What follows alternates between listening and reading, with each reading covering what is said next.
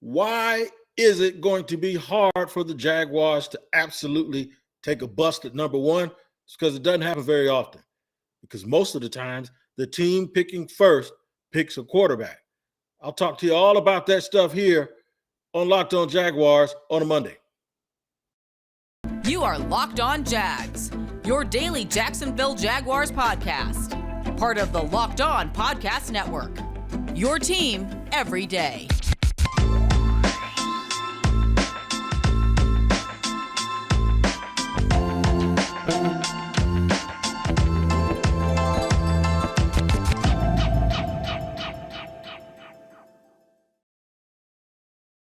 What's up, good people? Tony Wiggins here, Locked On Jaguars on a Monday. Welcoming you and thanking you for making us your first listen here on the Locked On Jaguars podcast. It's your team every day, free on all platforms. And you can also check us out on YouTube at the Locked On Jaguars YouTube page. Reminding you that we're a daily podcast and we do it just for you. It's draft time. It's free agency is dominated all the talk with this team. We'll get into today the significance of the number one. What does the number one mean? And I don't just mean Travis Etienne because that's his jersey number. I mean picking number one for the second year in a row. Will it be good fortune for the Jaguars? I break down what has gone on over the past 10, 15, maybe even 20 years here of what I think the Jaguars are facing. In segment, we are going to talk about the fact that most teams not busted on the number one pick, with the exception of the teams that had to reach for a quarterback because they're so desperate, and the Jaguars don't have that problem. Segment 3, we'll talk about Aiden Hutchinson visiting the Jaguars at the facility today and what that absolutely means, especially if they don't bring anybody else in. This isn't the same thing as the 30 people that they bring in. There are a lot of guys throughout history that told me that they never talked to the Jaguars and the Jaguars picked them. So we don't want to draw any inferences or whatever about that. So let's get into it. Since 2008, there's only been 3 non-quarterbacks chosen with the number one pick: Myles Garrett, Jadeveon Clowney, and Jalen Long. Notice it's always a guy who either protects the quarterback or who's going to be harassed, and history has proven that that's what's done. The teams that don't need quarterbacks generally don't pick first, but in this case, the Jaguars had the first pick last year, and because of a bit of a disastrous season under Urban Meyer and some misfortune, they ended up right back with the number one pick. So they did improve 2 games. They won 3 as opposed to winning 1 that they won the year before. But that's not enough. I almost think that the team the year before, the 1-15 Jaguars would beat the 3-14 Jaguars. So records, those are just numbers. They don't always lie, but they don't tell you the whole truth. So the Jaguars end up with the number one pick again for consecutive. They really got to make this one work. And the reason why is because I think Trevor's fine. I think he's going to be really, really good, especially now with the way they're insulating him with their staff. I do believe, though, that it's the hope of the franchise that you're not in this position again. Long time. Go through some of the names and you'll see why those teams didn't have the number one pick. Even if, in some cases, a couple of those guys are not franchise-type players. The Jags have to hope that the only way that they're back in this position is if they make some trades and get a number one pick in future years for someone, and that team ends up awful, and the Jaguars end up back at number one. They don't want to be back at number one if it's their own pick, because that would mean that they're making progress, and of course that means a headache and the that feeling that you have in your stomach every Sunday night around here is still here, and it won't go away. So that would also be a bad thing. What I'm going to do now is I'm going to go back and look and give you an idea. I initially said I was going to do 10 years, but I actually went back 20, all right, to give you some names of guys who were taking number one. I went all the way back to 2001. It starts here. Let's go in order. The guys who were taken number one overall: Michael Vick, David Carr, Carson Palmer, Eli Manning, Alex Smith. So right off the bat, there's like six guys, six. Five guys who were taken number one overall. Smith wasn't a bust. It didn't really work out in San Fran. He played most of his career in KC. Eli Manning won 2 Super Bowls, even though he didn't do it for the team that picked him number one. Carson Palmer was a real good player. David Carr was put in an awful situation, but the pick, obviously, you're going to consider that a bust because he didn't play really well. He was also put in a franchise situation. Michael Vick, on the field, yes, off the tarnish, but physically, he was worth it. 2006, Mario Williams, Bush, I remember that. There you go with another pass rusher, right? Mario Williams, pretty good career, not a Hall of Famer, but certainly not looked at as a bust. Jamarcus Russell, we already know what that is, right? Now we get to 2008. There's Jake Long, another offensive lineman. Well, the first offensive lineman, but a trench guy, whereas Mario Williams was a guy who was actually chasing. Of course, after that, in 2021, 2022, the guy won the Super Bowl, so it's better late than never. Definitely not a bust. Sam Bradford, banged up, moved around a little bit, got a lot of money, but would still be considered that bust territory. Cam Newton, league MVP. It worked out. He had the Carolina Panthers playing well for a long period of time. Andrew Luck was not a bust, got hurt, had the team constantly in the playoffs. We get to yet another number one pick that's not a quarterback, but he's a trench guy. Eric Fisher. Not a bust, Super Bowl champion. Had a pretty decent career. I don't think he's going to go to Canton, but nobody's going to really consider him a bust. Let's go to Jadeveon Clowney. Now we're starting to get in the modern day things here. Jadeveon, another edge. So there's a theme here. You notice they're taking edge rushers or offensive linemen. And what are the Jaguars rumored to be thinking about? Edge rusher, offensive lineman, preferably an offensive tackle, and a guy. This is what I'm about paying attention to tendencies of NFL people. Ain't nobody taking Kyle Hamilton with the number one pick, and they're not going to take Jameson Williams even if he was healthy. They just traditionally haven't done that. As we keep going up here, Jameis Winston didn't live up to it. It's funny. He cracks me, didn't live up to it. Jared Goff went to the Super Bowl, hasn't really lived up to it. Here we go again. Myles Garrett, the last one that was picked who was not a quarterback, edge rusher. Super freak of an edge rusher. Worth it. Totally worth it. Baker Mayfield, Kyler Murray, Joe Burrow, and Jacksonville's own round out the list. So just from what you see, the number one pick about 85% of the time has been a quarterback or an offensive tackle twice, and a pass rusher 3 times. So there you go. Why am I saying this? Because it sets up for the Jaguars. They're going to take a pass rusher or they're going to take an offensive tackle. They're not taking anything else. If they move out, that's a totally different thing. But at that top, at the number one pick, you should be fortunate if you're a Jaguars fan, that you're happy they have a quarterback. Because now you don't have to reach, because some of the quarterbacks I just mentioned, teams are so desperate they reach for him, a la Baker Mayfield, Jared Goff, and guys like that. They reach for him and they weren't play. And this goes back into something that I've been saying all of this time. Don't let need interfere with you getting a good player. Quarterback is so important. You saw some teams just reach for dudes, and it was a disaster. It was a disaster because they didn't pan out. It was a disaster because you passed up another guy who was better. And it was also a disaster because when you draft one of them that early, except for the case of a couple of years ago, Arizona, you always seem to think you have that position settled so you don't continue to reach for another guy. Jaguars with Blake Bortles passed up like 2 or 3 franchise quarterbacks since before they got Trevor Lawrence. So why do I think that's important? I'm going to tell you why. Because the Jaguars absolutely cannot miss on their number one pick.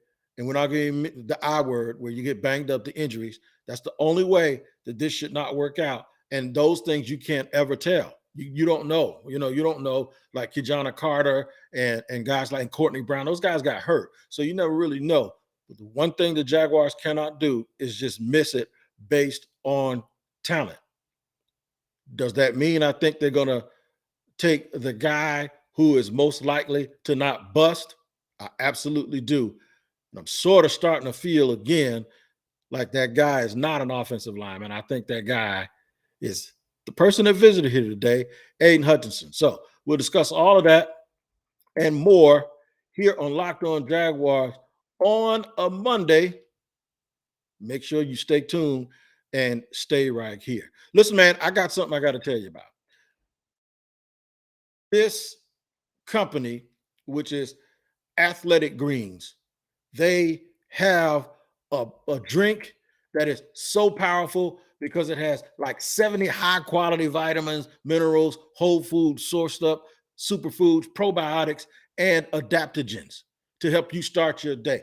I've been doing this now for almost 2 weeks, and I feel great. I feel more energetic. I hope you can tell. I absolutely feel energetic, and it really, really, really helps your digestive system.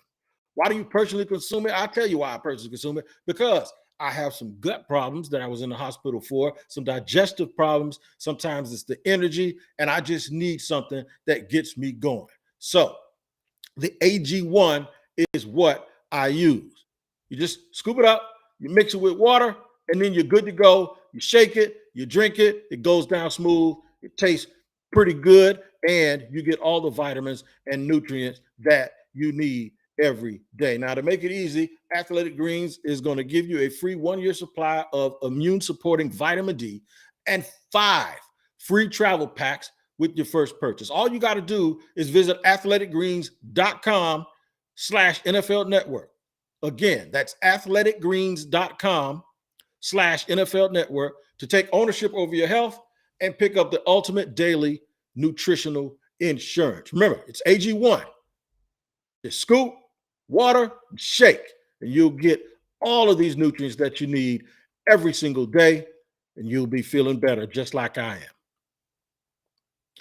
Also, want to get on here and tell you about BetOnline, man. BetOnline is the #1 source for all your betting needs and sports info. Outstanding games this weekend in both the the NBA and college.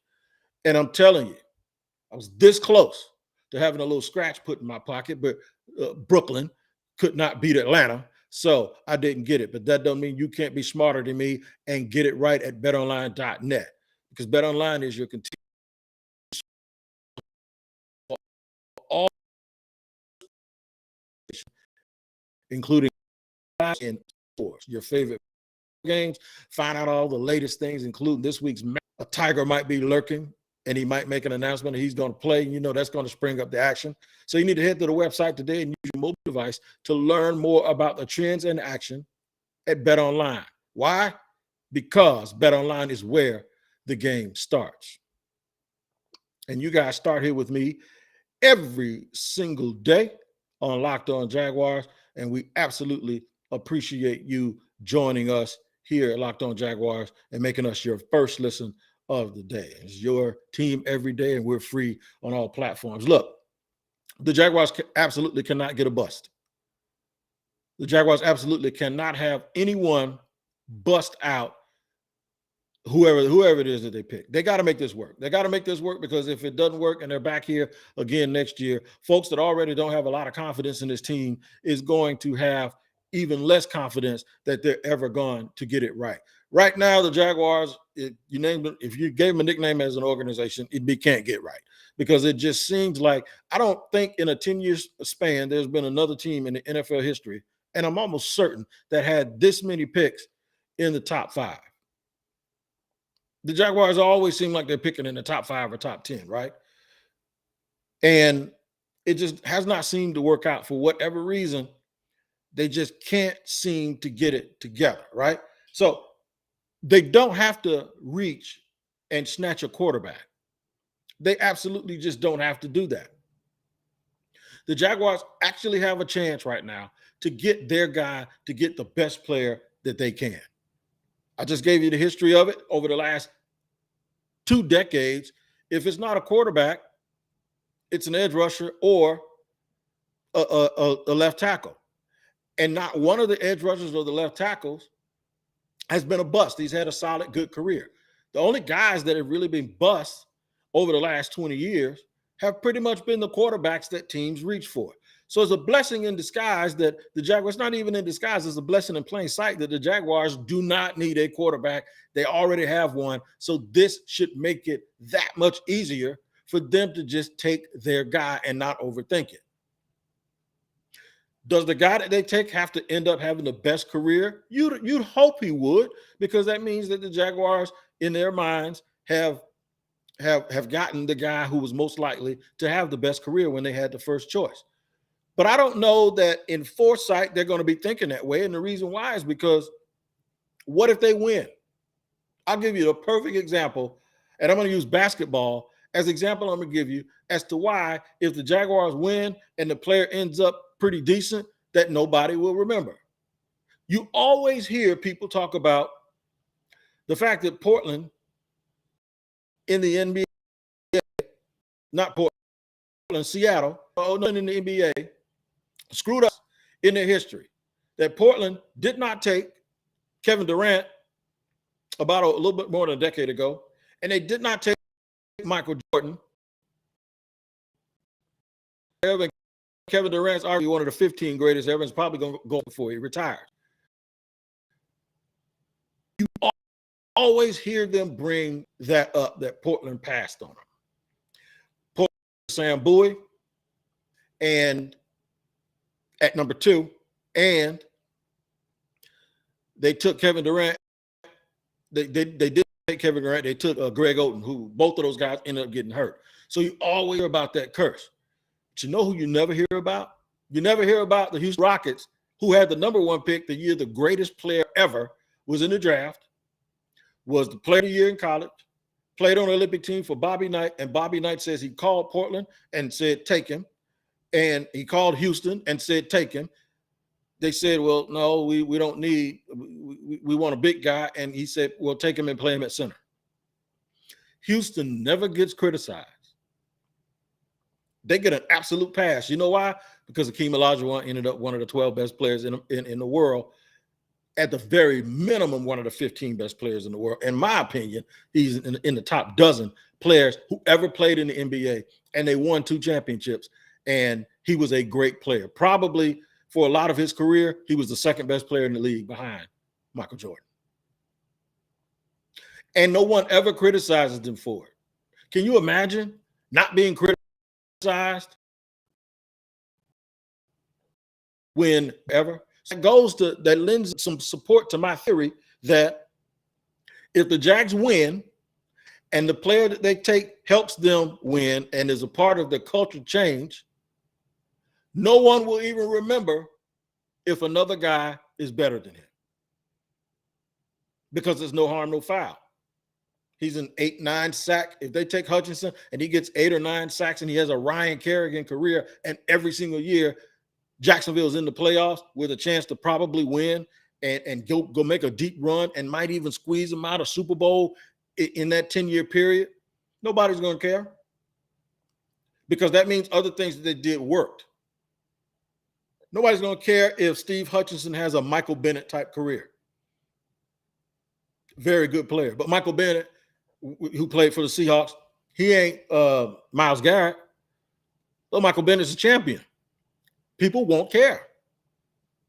They absolutely will not care, as long as whoever they take is a part of the switch, a part of the change, is a good player in his own right, doesn't have to be great. No one will care if the Jags pass up and miss on the next Von Miller or the next Micah Parsons. They won't. So winning is extremely important. Got to keep them out of the training room too, man. I know it's hard to do and you can't predict injuries, but that's another thing that would hinder them. If the guy just can't stay on the field, that's always something. That guy I'm talking about right now, just for today's purposes, I use Aiden Hutchinson as an example, was here today. I'm going to tell you why it's significant. And then I'm going to tell you why it could not be significant, depending on what happens after this. And I'll do all of that here on a Monday on Locked On Jaguars after I tell you guys about Built Bar. Built Bar is the absolute truth. You guys know this. I'm trying to tell you, man, it tastes so good. It's like it's not even good for you, right? You think when you eat something, like Charles Barkley said something about Zion Williamson recently. He said, if it tastes good, spit it out. You just don't have to do that with Built Bar. In fact, you want to eat more and more Built Bars because they're covered in 100% chocolate and they taste better than the candy bars that are on the market. It damn sure don't taste like what it is, which is a protein-infused protein bar, and even the puffs are protein-infused marshmallows. Normally, when you go and get anything like that, what you're getting is something that's waxy and chalky and is a little bit stale, and some of them taste like cardboard. This thing tastes like a candy bar, and they have some of the greatest flavors you can ever imagine, like banana cream pie in the puffs. That's unreal that's so good. Like salted caramel in the bar. That's unreal that anything can taste that good and be good for you. Check out the macros. High in protein, low in calories, low in sugar and carbs. Mint brownie, coconut almond. All of this stuff, man. White chocolate, cookies and cream. Listen, that don't sound like stuff that you're supposed to eat when you're doing, trying to lose weight. But Built Bar is the cold truth. You can get on it, man, by going to built.com and use the promo code LOCK15 and get 15% off your order. Once again, use the promo code LOCK15 for 15% off your next order at Built Bar. And we thank you for joining us here and making us your first listen on Locked On Jaguars. Your second listen needs to be Locked On NFL, which can be found everywhere where you get your podcast, because 5 days a week, I usually do it on Wednesday with my man James Rapine from Locked On Bengals, but 5 days a week, they give it to you like you have not imagined it coming in, man, because it's a different perspective from guys that cover the NFL all around the league, and you can find it wherever you get your podcast and on the YouTube page. Aiden Hutchinson visited the Jaguars today. What does it mean? Well, it means that he's one of the guys, just like rumors say, that they think he's going to be the number one pick. Does it mean he's going to be the number one pick overall? No, it doesn't.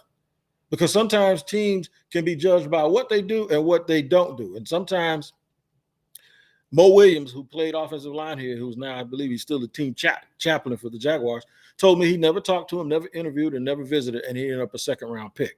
So they're not going to show their hand a lot of times, these teams. And sometimes when they do show their hand, they're trying to throw you a curveball. Maybe anybody who wants Aiden Hutchinson will come up and get him. Or sometimes it just is what it is. Now, that'll determine how I feel about this moving forward if they have other people come in. If I see Evan Neal roll up in here tomorrow, or Ikemi Kwanu roll up through here tomorrow, or I doubt if it's Kayvon Thibodeau from things that I'm hearing, the Jaguars, even though he went to his workout, but they haven't really been real enthusiastic about him from some sources that I have. But, a lot of talk about kid from Georgia, Tavon Walker. If he rolls up in here, then it doesn't really mean anything. But the significance of them having a guy actually come in their building and look around and driving around the city and want to just get a good feel for him, I think is them doing their due diligence, and I think that it's something that they absolutely should do. A lot of smoke and mirrors right now, though, about who they're actually going to get. And remember, it won't matter if he's not the best player as long as he makes the team better and they win, unless one of those other guys that they don't take, if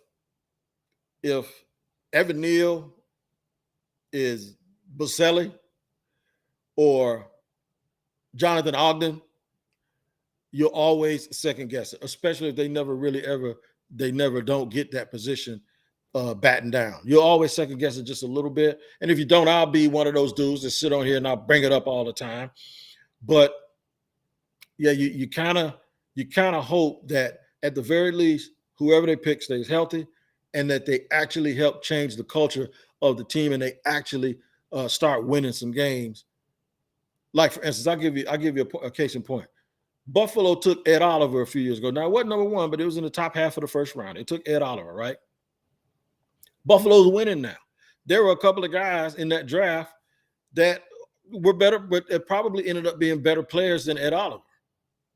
Nobody ever brings it up. You know why? Because a couple of years later, they got their quarterback and they made a trade for a wide receiver. And now all of a sudden, they got a great defensive backfield. They're winning games. They're challenging deep and they're making runs in the playoffs. Nobody brings up the fact that there might have been players out there better than Ed Oliver. Like Vita Vea or Derwin James or whoever. I think they were in the same draft, if I'm not mistaken. But if they weren't, you get my point. My point is that no one will bring that stuff up if you win. The only way they bring it up is if he gets hurt or somebody who gets picked right behind him just absolutely plays lights out. You hear me? Like, they'll bring up all the time in Chicago that Mitch Trubisky was chosen in the same draft as Deshaun Watson and well, maybe not Watson now because of all of his stuff, but Patrick Mahomes. They'll bring that up all the time. But guess who traded the picks for Kansas City to take Mahomes? Buffalo. They go up, get Mahomes. The next year, Buffalo uses their draft capital, and they come up and they get Josh Allen. And I remember I had this talk with somebody at practice got to kick themselves because and somebody said they got up there. And I'm like, man, you got to be crazy. Right? If you'd have asked me this 2 years ago, I would have laughed at you. If you'd have said Kansas City will switch, will Buffalo trade quarterbacks with KC, I'd have laughed and said, hell yeah, they'll trade. They'll trade that quarterback to KC and for Mahomes, and they probably give him 3 first-round picks. Ask me now. No, you can't. You will. I guarantee you, Buffalo would tell you, kick rocks. I'm not trading him for Patrick Mahomes. He's their guy. He damn near outdueled Mahomes. They ain't trading him for Patrick Mahomes. They wouldn't even think about it now. So nobody will remember as long as the Jaguars handle their business and do well. I think that means now that they're probably going to, if they are torn, then it'll just come down to positions. If they are absolutely torn, I think this is what it comes down to. If they think Hutchinson and Neal are 1 and 1A, like it does not matter, I think they believe that they're in a better position at tackle than they are edge rusher.